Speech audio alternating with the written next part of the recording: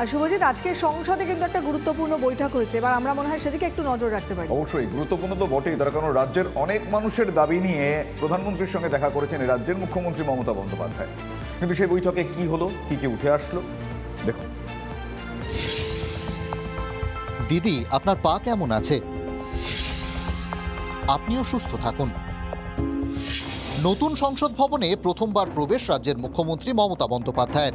রাজনৈতিকভাবে কথার লড়াই আছে, ভবিষ্যতেও থাকবে, কিন্তু এই সৌজন্যই যে আমজনতা দেখতে চায়, শুধু কুশল বিনিময় নয়। সূত্রের খবর, মুখ্যমন্ত্রীকে নতুন সংসদ ভবন ঘুরে দেখান প্রধানমন্ত্রী। কেন্দ্রীয় প্রকল্পের বকেয়ার দাবিতে দিল্লিতে প্রধানমন্ত্রী মুখ্যমন্ত্রী বৈঠক। নরেন্দ্র মোদীর সঙ্গে মমতা বন্দ্যোপাধ্যায়ের মিনিট 20 আলোচনা। মুখ্যমন্ত্রীর সঙ্গে ছিলেন অভিষেক বন্দ্যোপাধ্যায় সহ তৃণমূলের 10 জনের প্রতিনিধি দল। বৈঠক শেষে মমতা বন্দ্যোপাধ্যায় জানান, রাজ্য ও কেন্দ্রের অফিসারদের যৌথ বৈঠক হবে। তথ্য আদান প্রদান করবে রাজ্য ও কেন্দ্রের অফিসাররা। 1,16,000 কোটি টাকা বকেয়া রয়েছে। প্রধানমন্ত্রীকে সময় বেঁধে বকেয়া মেটাতে বলেছেন তিনি। প্রধানমন্ত্রী সময় বেঁধে দেবেন বলেছেন, জানান মমতা। প্রধানমন্ত্রী মন দিয়ে আমাদের কথা শুনেছেন, জানিয়েছেন মুখ্যমন্ত্রী। अगर कोई गलती हो तो आप रुपया रुक दो, लेकिन 155 टीम्स ऑलरेडी विजिटेड बंगाल। जो भी क्लैरिफिकेशन मांगा हम लोगों ने, पूरा ऑफिसर ने वो क्लैरिफिकेशन दिया। মুখ্যমন্ত্রী প্রধানমন্ত্রীর সঙ্গে বৈঠক করলেন, রাজ্যের দাবি দাওয়া তুলে ধরলেন। এই বৈঠক নিয়ে কি বলছে রাজ্যের বিরোধীরা? জেনে রাখুন, চোরেরা জেলে না গেলে 1 টাকাও পাবেন না, 1 টাকাও পাবেন না, 1 টাকাও পাবেন না, 1 টাকাও পাবেন না। অফিসার নিয়ে, তথ্য নিয়ে, ফাইল নিয়ে যাওয়ার কথা। অফিসার তথ্য ফাইল ছাড়া সাংসদদের নিয়ে গেছেন ভাইপো সহ। এটার পারপাসটা হচ্ছে পিসি ভাইপোকে যেন দিল্লি ছেড়ে দেয়, না বোঝার কোনো কারণ নেই। দিল্লিতে বৈঠক সেরে দুপুরেই কলকাতায় ফিরে আসেন মুখ্যমন্ত্রী। জ্যোতির্ময় কর্মকারের রিপোর্ট, TV9 বাংলা। সংসদে যখন মুখ্যমন্ত্রী প্রধানমন্ত্রী বৈঠক, তখন নবান্নে রাজ্যের বিরোধী দলনেতা শুভেন্দু অধিকারী। বিজেপি বিধায়ক, 3 জন বিজেপি বিধায়ককে নিয়ে নবান্নে বিরোধী দলনেতা আজকে পৌঁছে গেলেন, হাতে পোস্টার। আবার বাংলার মানুষকে বঞ্চিত করছে রাজ্য, অভিযোগ তুলেছেন বিরোধী দলনেতা। আমরা আগে থেকে বললে ঢুকতে দিত না, আমরা 144 ধারা এখানে থাকে, ওই জন্য আমি সহ 4 MLA এসেছি, নট এক্সিডিং 5। হ্যাঁ, খবর কারো কাছেই ছিল না, কোনো আগাম পরিকল্পনার কথাও জানানো হয়নি। মুখ্যমন্ত্রীও দিল্লিতে।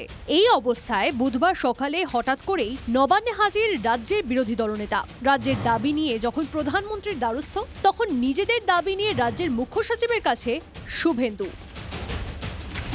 পশ্চিমবঙ্গের জনগণকে বঞ্চিত করছে এই সরকার, দাবি শুভেন্দুর। বিজেপি সাংসদ বিধায়কদের প্রশাসনিক সভায় ডাকা হয় না। আমাদের সমর্থক ভোটার হলে প্রকল্প থেকে বঞ্চিত করা হয়। বিরোধীদের কণ্ঠরোধ করা হচ্ছে, দাবি শুভেন্দুর। কি কথা হলো দুজনের? শুভেন্দু অডিও ক্লিপ প্রকাশ করে সেটাও জানিয়েছেন সংবাদ মাধ্যমকে। কিন্তু সরকারি পয়সায় প্রশাসনিক কর্মসূচিতে বিজেপি সাংসদ, বিধায়ক, নির্বাচিত পঞ্চায়েত বা পৌরসভার যে প্রতিনিধি রয়েছেন তাদেরকে কোথাও যুক্ত করা হয় না। পিপুল ম্যান্ডেটে জিতে এসেছি, অথচ আপনি আপনার প্রশাসন আমাদেরকে দেখা করা তো দূরের কথা, ফোন পর্যন্ত ধরে না। আপনারা বঞ্চনার কথা দিল্লিতে বলবেন আর রাজ্যে নির্বাচিত প্রতিনিধিরা বিরোধী দল হওয়ার জন্য বঞ্চিত করবেন, দুটো একসঙ্গে চলতে পারে না। আমি আশা করব মুখ্য সচিব তার ব্যুরোক্রেসিকে তিনি কারেকশন করাবেন এবং সঠিক রাস্তায় হাঁটাবেন।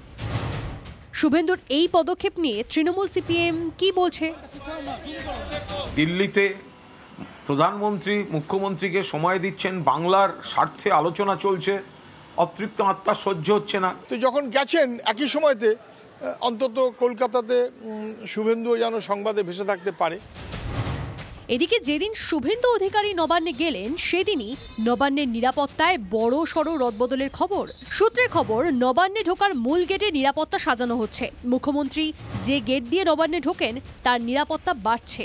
যদিও রাজ্যের শাসক দল শুভেন্দুর হঠাৎ করে নবান্নে যাওয়ার ঘটনাকে নিরাপত্তার গাফিলতি হিসেবে দেখতে নারাজ। সিকিউরিটি ল্যাপসের কি আছে? বিধায়ক এবং পদাধিকার বলে বিরোধী দলনেতা, এরা তো পরিচিত মুখ। সংসদে স্মোক হানার পরের দিন সময়ের আগে নবান্নে পৌঁছে যান মমতা।